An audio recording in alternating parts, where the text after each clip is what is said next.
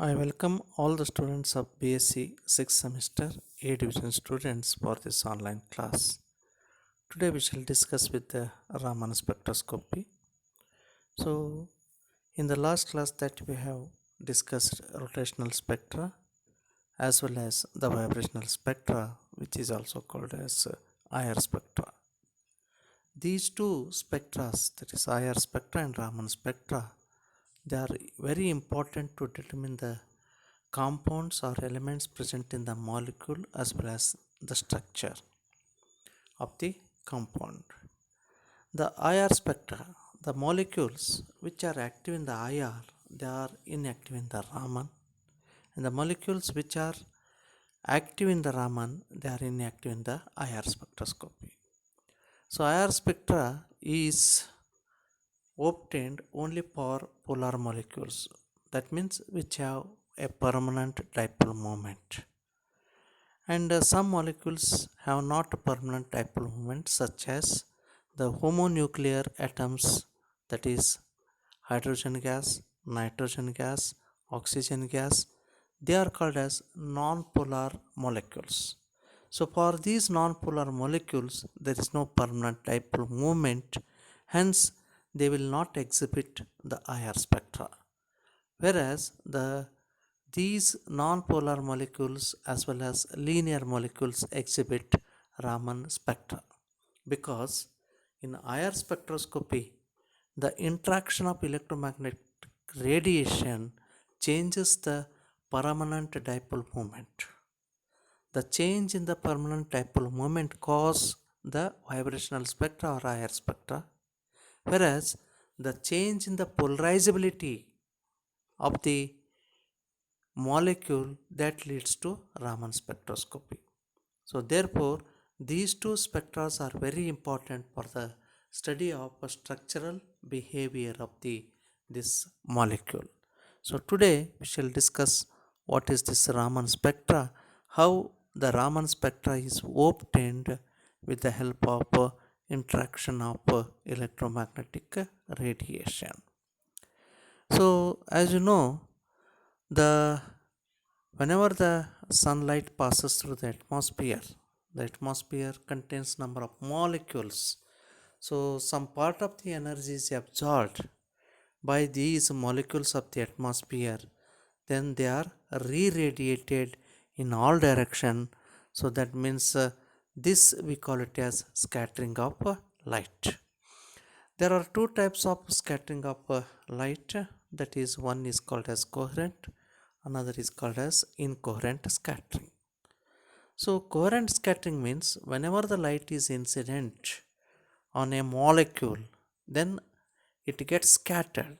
So scattering means the light that is coming out from the molecule is not in the same direction as that of the incident direction. It is in the perpendicular direction of the incident direction. So such a type of bending of light, that we call it as scattering of light. Okay, so it gets scattered. If the scattered radiation has the same wavelength as that of the incident radiation, then we call it as a coherent scattering, or sometimes it is also called as elastic scattering. So in elastic or coherent scattering, there is no absorption of the light due to this interaction with the molecules of the medium. So there is no exchange of energy takes between the incident photon and the molecule. So that we call it as the elastic scattering or coherent scattering. It is called as a Rayleigh scattering. Hence, there is no change in the frequency of the incident photon or the wavelength of the incident photon. The incoherent scattering. Whenever the light is incident on a certain substances, it gets scattered. So the scattering wavelength, the scattered light wavelength is not same as that of the incident radiation. So either it may be greater or lesser depending on the energy transaction between the incident photon and the molecule. So such type of scattering that we call it as the incoherent scattering. So it is also called as inelastic scattering, or sometimes it is called as Stokes scattering or Raman scattering. So the Raman scattering is mainly due to incoherent scattering. So this relic scattering means there is no change in the wavelength of the light, scattered light. So according to this Lord Rayleigh, the coefficient of scattering for a given medium varies inversely as the fourth power of the wavelength of the incident light. So therefore, coefficient of scattering is proportional to 1 over lambda raised to 4. So that means this result was verified by the Tyndall, and from the above equation it is clear that smaller the wavelength of the light, larger will be the scattering of the light, whereas the larger the wavelength, lesser is scattering. So thus blue scatters to a larger extent, whereas red color to a smaller extent. Raman effect. So, in 1928, Sir C.V. Raman, while studying the scattering of light, discovered that when a beam of light passed through some organic liquids such as benzene, toluene, etc., the scattered beam contained a light of other frequencies in addition to that of the incident light. The appearance of these additional frequencies in addition to the original frequency in the scattered beam is known as Raman effect, or sometimes it is also called as Raman scattering. So this effect is also called incoherent scattering.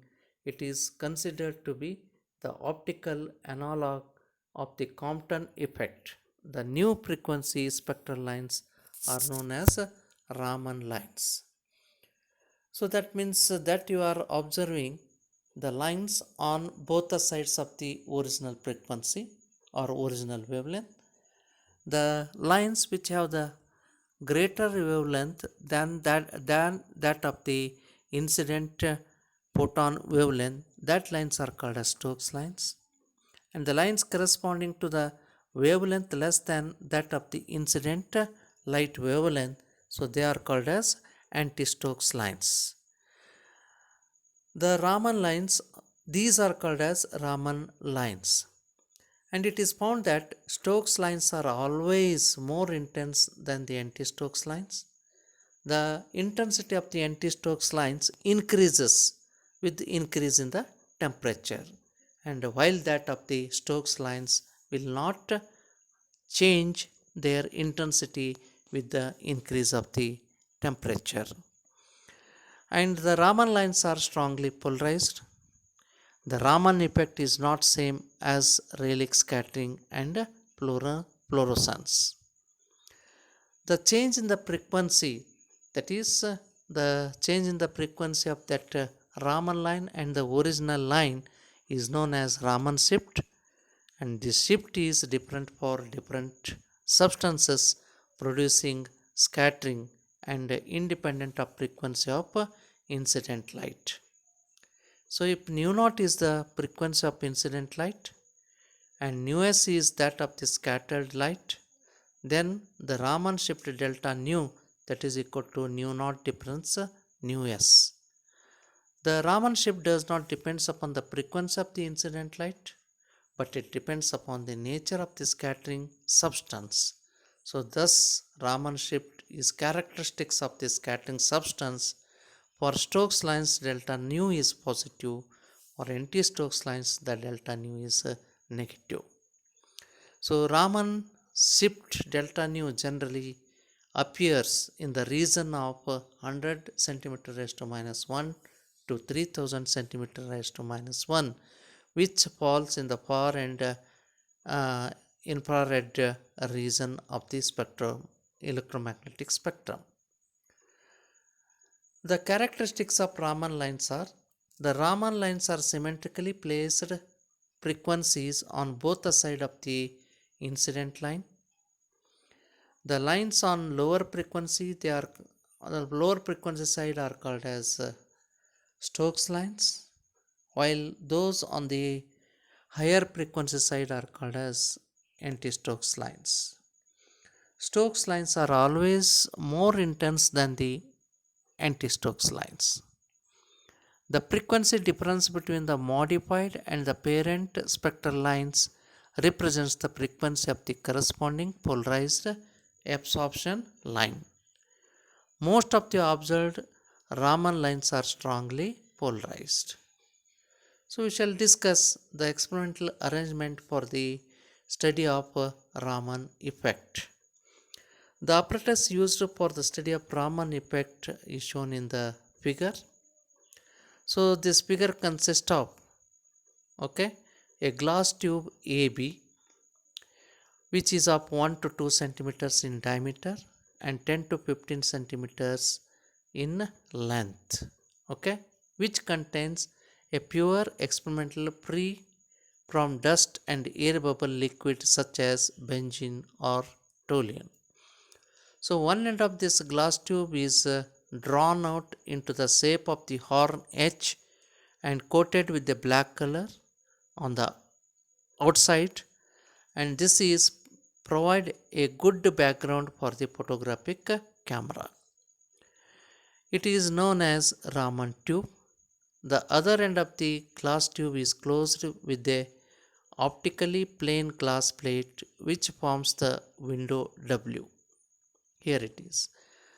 The glass tube is surrounded by a water jacket J through which cold water is circulated, and this prevents the overheating of the experimental liquid taken in the glass tube AB. So this is the apparatus, the arrangement of the apparatus. S is the source and F is the filter and R is the reflector, so as to concentrate, concave reflector, concentrate the incident light into a chamber, that is AB, and J is the water jacket through which a cold water is entered and which surrounds that tube AB. And the outer surface of that horn shape is black colored, and the scattered light is photographed, and some slits are placed in front of that window W and a converging lens L, and the light is concentrated and the spectrograph is taken by means of a spectrograph. And anti-Stokes lines and Stokes lines are given here. Here it is 4358 angstrom unit light is incident on an organic substance. The center one is the original line, that we call it as Rayleigh line or Rayleigh scattering, and the wavelength which have a greater than that of the incident light, they are called Stokes, and the lines which have a lesser wavelength than that of the incident light, they are called as anti-Stokes lines. So a mercury source is used with a mercury vapor lamp S and is filtered for a particular wavelength lambda equal to 4358 angstrom unit using filter F. The monochromatic light emerging out from the filter is made to fall on the experimental liquid.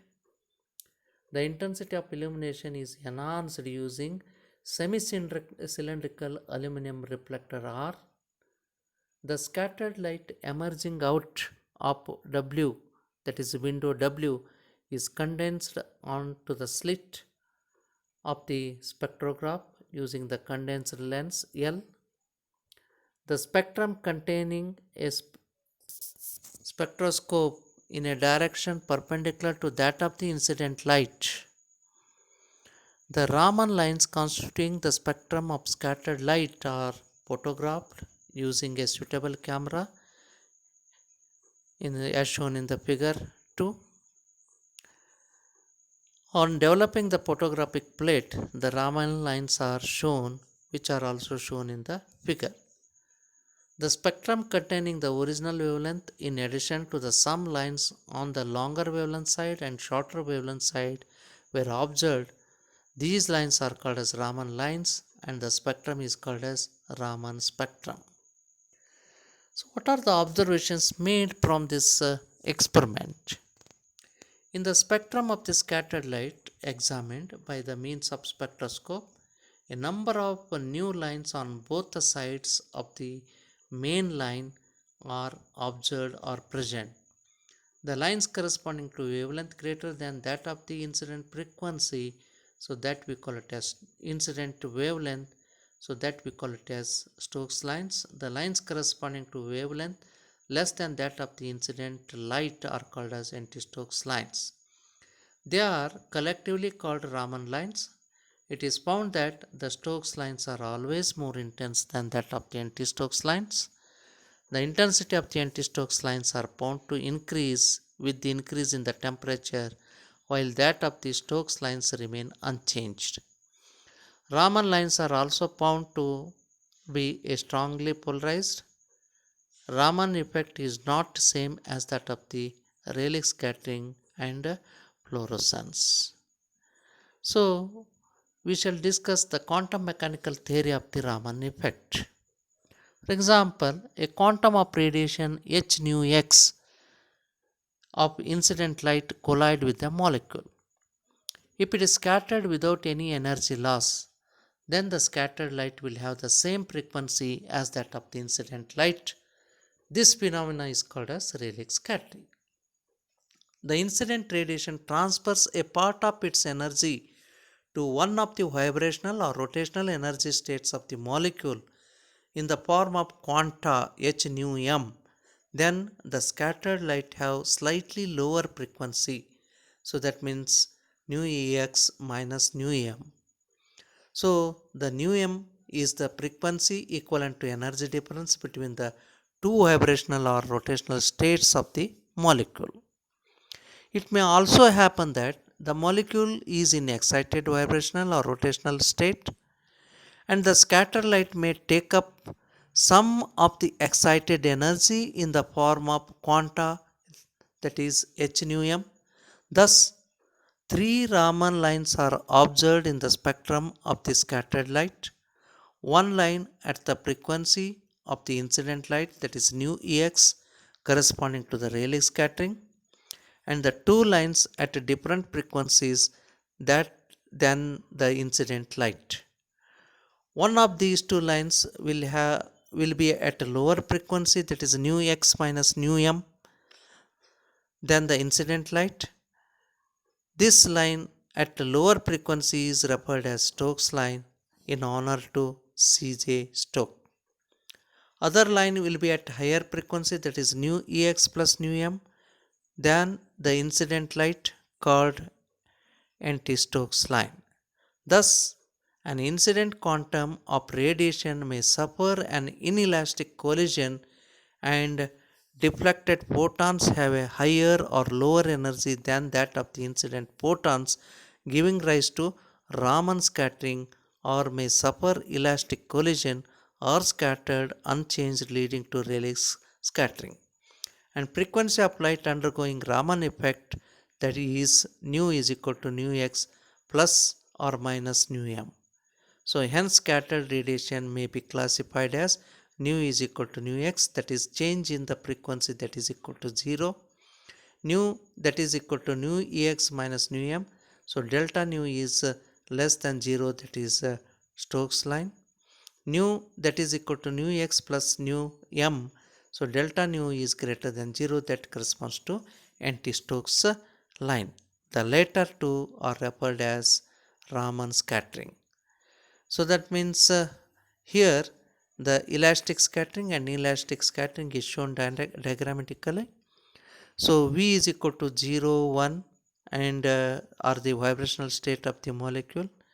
So initially the molecule is in the ground state, that is V is equal to 0. It absorbs the energy from the incident photon and goes to the some higher energy state of the molecule, and once again it returns to its ground state without any change in the frequency, that we call it as elastic interaction, so that Rayleigh scattering. Whereas While coming to the higher energy state to lower energy state of the molecule, okay, instead of V is equal to 0, it goes to V is equal to 1.